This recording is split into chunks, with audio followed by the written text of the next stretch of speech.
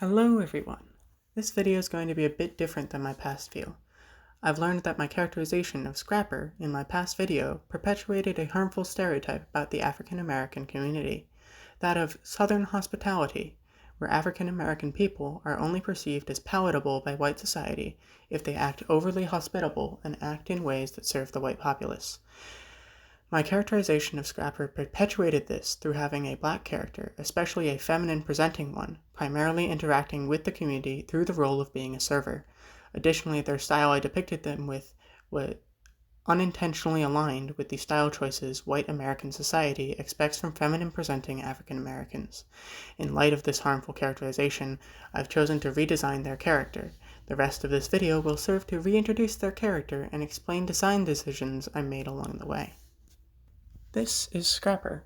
They are a fat, disabled, black, non-binary human who works as a monster hunter and a bartender. They help run the local pizza restaurant with their partner O5.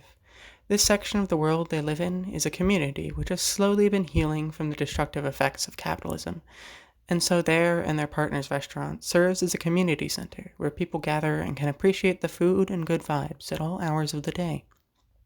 While O5 handles the personable tasks of delivering food and conversing with the community, Scrapper's more reserved demeanor means that they take on the tasks of managing logistics, like donations of food from the community or gathering and foraging missions to replenish ingredients. Their position as the bartender of the community means that they have a presence where they're able to pick up on the undercurrents and stressors in the community that people are more reticent to share, except, of course, in the brief interactions when waiting for a beverage.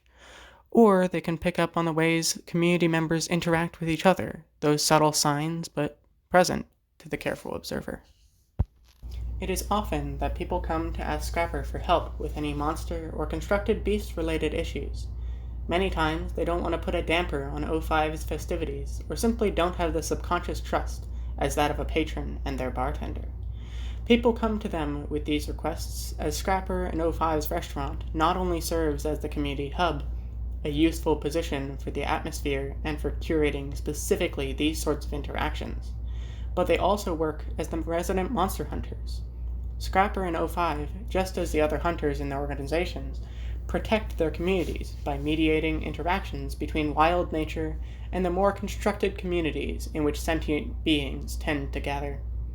With a deep respect for all life, hunters are often able to peaceably mediate interactions to minimize harm to all parties. But if such an interaction is unable to occur, then the hunters use their trick weapons to slay any monsters that threaten their communities, and after the hunt, they respect the spirit of the creature by fully utilizing all of the resources and gifts provided by the creature with its body. Scrapper's trick weapon is a massive harpoon rifle that can transform into a battle axe for more close encounters. As with many of the hunter's weapons, theirs is constructed from the claws, tendons, and hide of long-past beasts, augmented with finely crafted mechanisms to facilitate the transformation between the two forms.